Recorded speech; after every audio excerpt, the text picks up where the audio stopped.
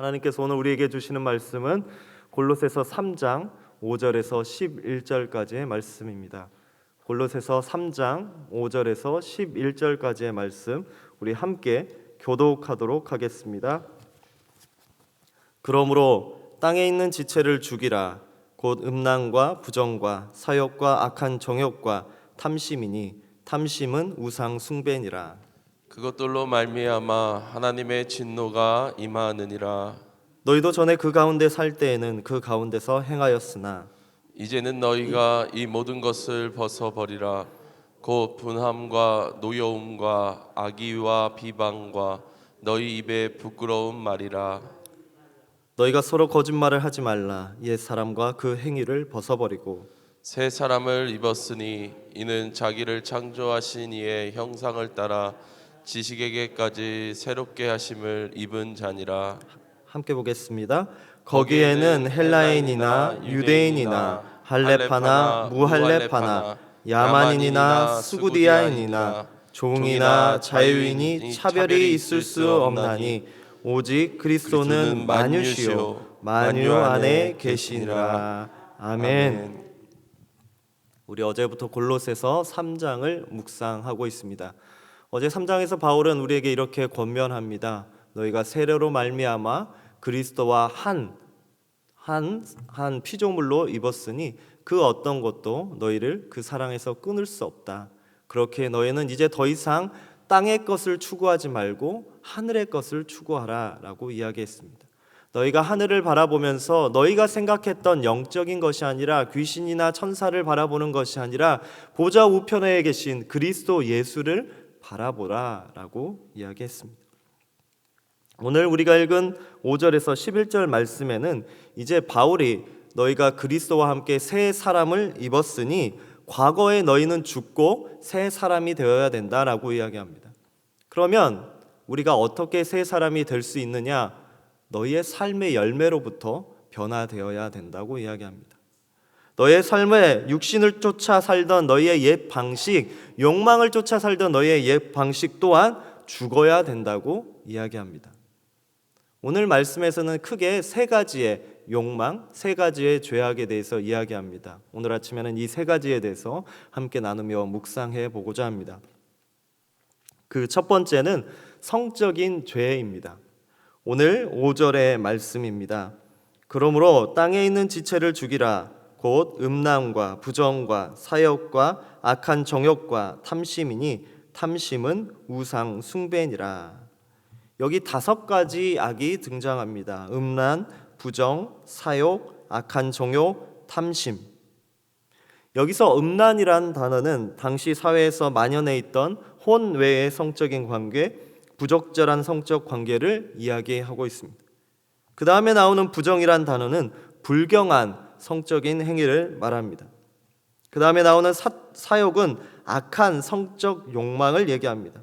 그 이후에 정욕이 나옵니다. 결국 이 5가지의 악한 성적인 것에서 이 죄가 시작해서 오늘 이 구절의 마지막에 뭐라 그럽니까? 탐심이니 탐심은 곧 우상 숭배라고 이야기합니다. 이 성적인 문제가 결국은 우리의 탐심과 우상 숭배로 이어지고 있다고 바울이 이야기합니다. 바울이 왜 이렇게 성적인 문제에 대해서 가장 먼저 이야기했을까요? 어찌 보면 우리가 피하고 싶겠지만 인간의 가장 원초적이고 가장 말초신경을 자극하는 죄악은 바로 성적인 문제입니다. 바울의 시대나 지금의 시대나 우리는 이 성적인 죄악의 문제로 사회가 혼란합니다. 우리 여러분 근래에 있었던 사건을 한 번쯤 다 아시죠? 기사와 뉴스를 통해 다 아시죠? N방번 사건이라는 일이 있었습니다. 악의적이고 불법으로 촬영한 성착취물을 유통하며 많은 사람들이 이 악의 사건에 동참하고 우리는 그 사실에 너무나 놀랐습니다. 더 놀랐던 것은 이러한 문제가 단 한 사람의 일이 아니라 암덩어리와 같이 우리 사회에 만연해 있음이 천하에 드러났습니다. 인간의 탐욕이 악함으로 드러나고 있습니다. 하나님의 형상으로 바울이 이야기했습니다. 서로가 서로를 대할 때 너희 가운데 있는 하나님의 형상을 바라보라라고 이야기했습니다. 서로가 서로를 존중하며 사랑으로 보듬어야 할 우리의 삶이 한 사람의 인생을 자신의 쾌락의 도구로 파괴하고 있습니다. 한 영혼을 자신의 욕심의 정욕을 위하여 무너뜨리고 망가뜨리고 있습니다. 한 영혼을 자신의 도구로 사용하고 있습니다. 그렇게 우리는 나의 쾌락이 나를 이끄는, 나의 쾌락이 우상이 되어서 그것이 우리를 이끌어가는 사회 속에 지금 살아가고 있습니다. 여기서 말하는 우상 숭배, 탐심이라는 단어 뒤에는 물질이라는 단어가 있습니다.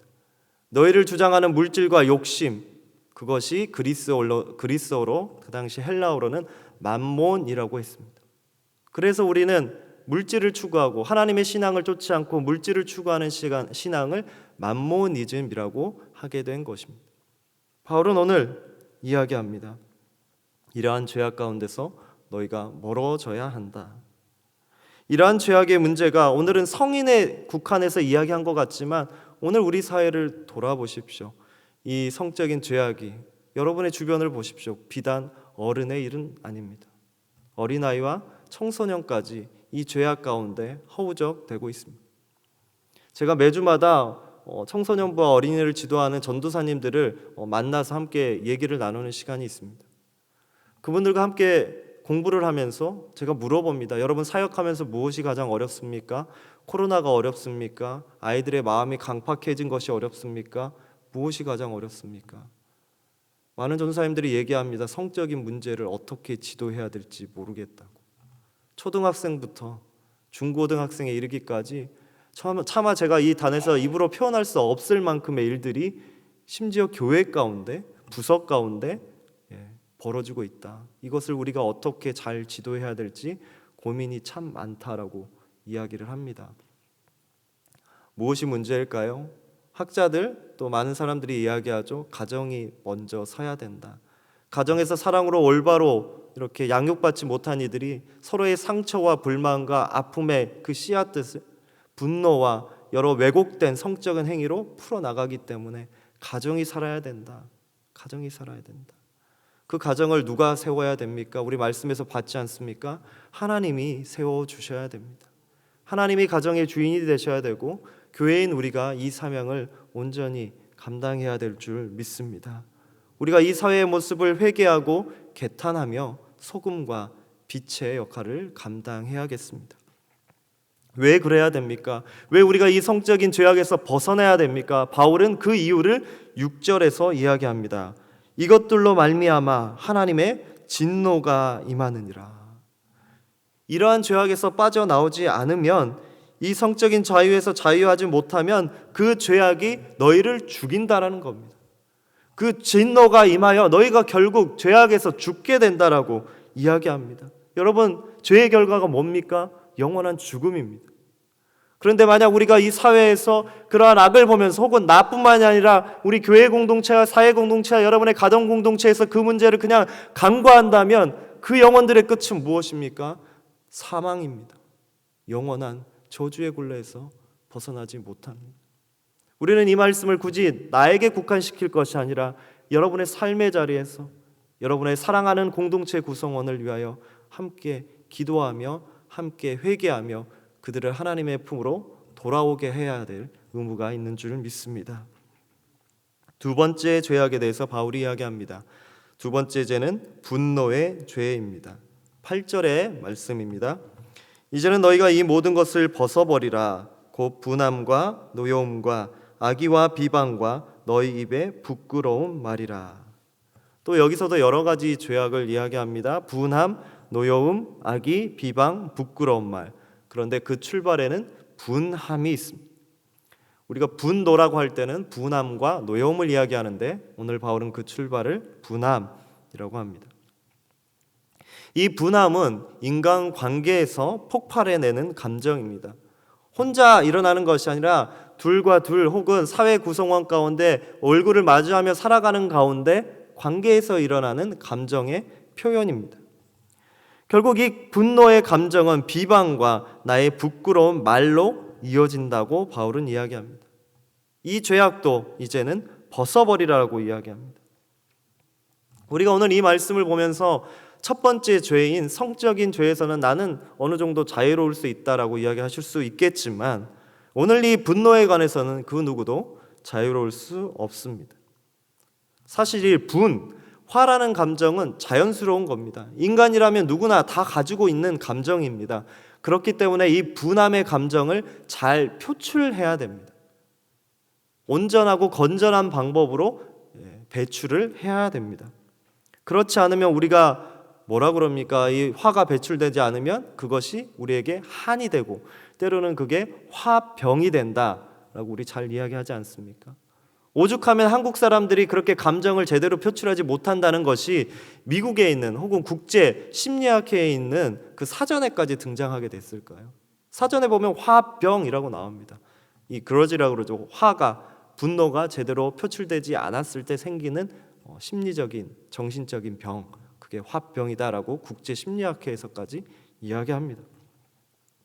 그런데 안타깝게도 오랜 시간 동안 우리 한국 사회에서는 여러 가지 문제들 때문에 제도적이고 사회적인 불합리와 불공정의 문제들 때문에 사람들이 분노가 찼지만 그 분노를 온전히 표출하지 못했습니다. 그래서 분노라는 것이 만성화됐다라고 이야기합니다.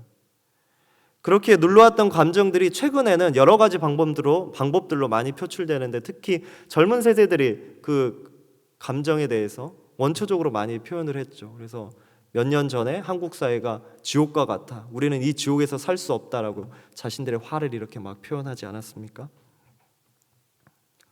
서로가 서로를 배려하며 한 공동체를 이룰 때 우리의 분노의 정도는 잦아들 수 있습니다.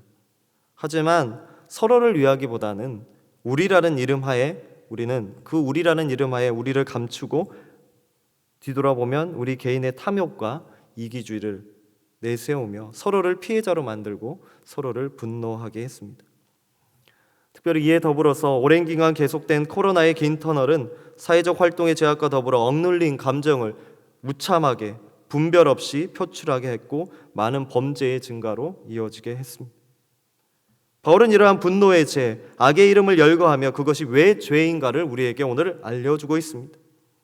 거룩한 우리의 삶에 침투해오는 악에 대해서 이야기합니다. 그런데 이렇게 우리 삶을 침입해오는 악의 문제들은 성도들의 삶 속에 있을 권리가 하나도 없습니다. 그들의 악의 권리가 우리의 삶을 주장할 수 없는 것입니다. 왜 그렇습니까? 우리는 예수 그리스도로 새 사람이 된 사람이기 때문입니다. 우리는 예수 그리스도의 사랑을 입어 오늘 하루를 살아가는 사람들이기 때문입니다. 예수 그리스도의 사랑이 무엇입니까? 우리 골로새서 1장에서 뭐라고 그럽니까? 그것이 하나님을 아는 지식이라고 했습니다. 하나님을 아는 지식이 있는 사람은 그것이 거기에서 그치는 것이 아니라 그들의 삶의 행동으로까지 이어진다고 바울은 반복해서 이야기했습니다. 그 사랑의 행동, 공동체를 세우는 행동입니다. 마지막으로 죄를 이야기합니다. 마지막 죄는 거짓의 죄악입니다. 9절의 말씀입니다. 너희가 서로 거짓말하지 말라. 옛사람과 그 행위를 벗어버리고. 사람들이 왜 거짓말을 하겠습니까? 악해서 그럽니까? 그 악의 표현이 계속돼서 그럽니까? 아닙니다. 거짓말은 때로는 편하기 때문입니다.